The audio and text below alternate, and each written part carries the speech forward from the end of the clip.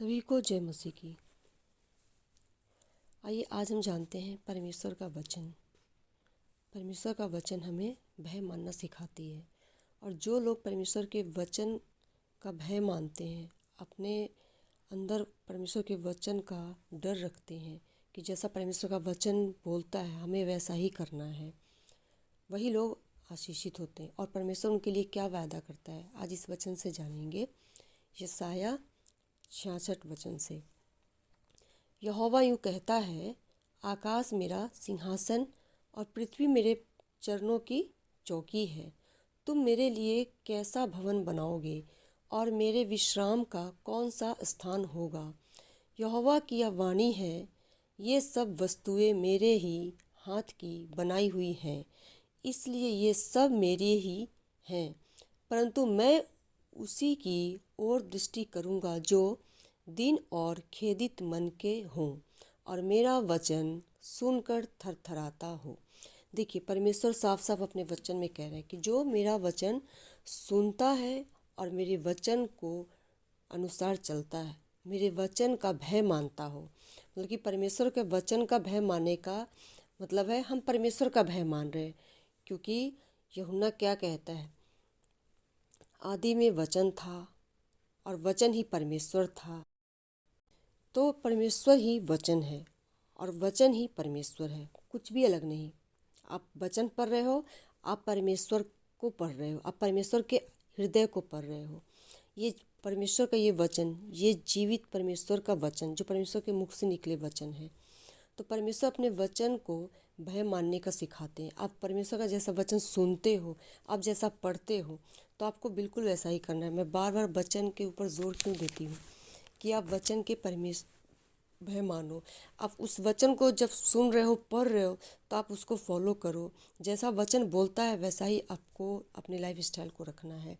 ना वचन से आगे और ना वचन से पीछे। आप अपने अनुसार नहीं कुछ भी कर सकते।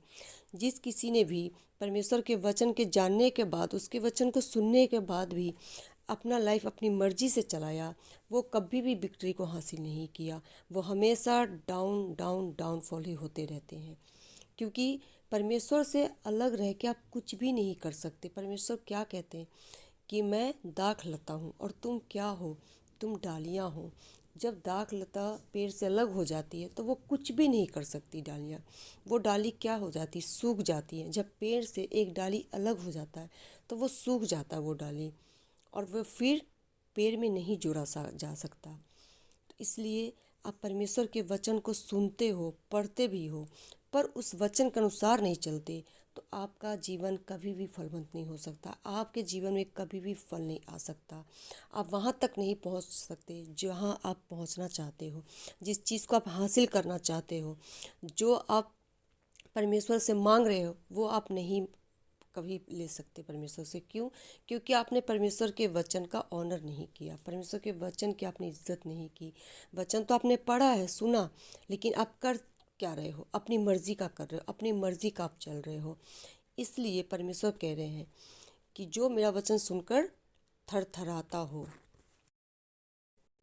परमेश्वर ने क्या कहा है, जो मेरे लोगों को तुच्छ जानता है वो मुझे तुच्छ जानता है। परमेश्वर ने ये भी कहा कि मैंने जगत के मूर्खों को चुना है, तुच्छों को चुना है, ताकि मैं बुद्धिमान को लज्जित कर सकूं, ज्ञानवान को लज्जित कर सकूं। परमेश्वर ने वचन ईसाया में ही कहा, क्या कहा है, छोटे से छोटा 1000 हो जाएगा और सबसे दुर्बल एक सामर्थी जाति बन जाएगा। मैं यहोवा हूँ, ठीक समय पर यह सब कुछ शीघ्रता से पूरा करूँगा। देखिए, परमेश्वर आपसे वादा कर रहे हैं। परमेश्वर के वचन मानने की आशीष देखिए। परमेश्वर आपसे क्या कह रहे हैं कि जो परमेश्वर का वचन मानते, सुनते और उसी के अनुसार चलते हैं, और जो अपने लोगों को भी परमेश्वर के वचन को मानना सिखाते हैं, तो परमेश्वर ने कितने वादे किए हैं कि मैं उसके जीवन में सब कुछ शीघ्रता से पूरा करूँगा। परमेश्वर आपके जीवन में सब कुछ शीघ्रता से पूरा करेंगे और ठीक समय पर करेंगे। परमेश्वर ने एक समय ठहराया है, देने का भी, लेने का भी। तो परमेश्वर ने आपके लाइफ में एक समय दिया है, एक योजना बना रखी है खुदावन ने क्योंकि परमेश्वर पहले अपने वचन के अनुसार लोगों को परखता है कि कौन से लोग हैं जो परमेश्वर के वचन में दृढ़ हैं, अरे हैं, खड़े हैं, और कोई भी आपके लाइफ में कोई भी प्रॉब्लम मायने नहीं रखता। मायने आपके लिए सिर्फ ये रखता है कि आप परमेश्वर के वचन में कितना बने हो, आप परमेश्वर के वचन में कितना अरे हो। और परमेश्वर के लिए कुछ भी काम कठिन नहीं है। परमेश्वर सब कुछ आपके लाइफ में देते हैं, जो आप मांगते भी नहीं और सोचते भी नहीं, उससे बढ़कर वो देने वाला परमेश्वर है। क्योंकि बाइबल बताती है कि वचन मानने की आशीष, परमेश्वर के भय मानने की आशीष बहुत सी हैं।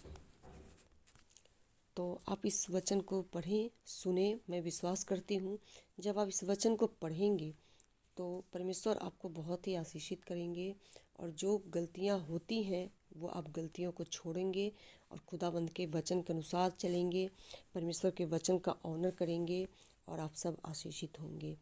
प्रभु आप सबसे वफादारी का लाइफ मांगता है, वो देने में कमी नहीं करता है।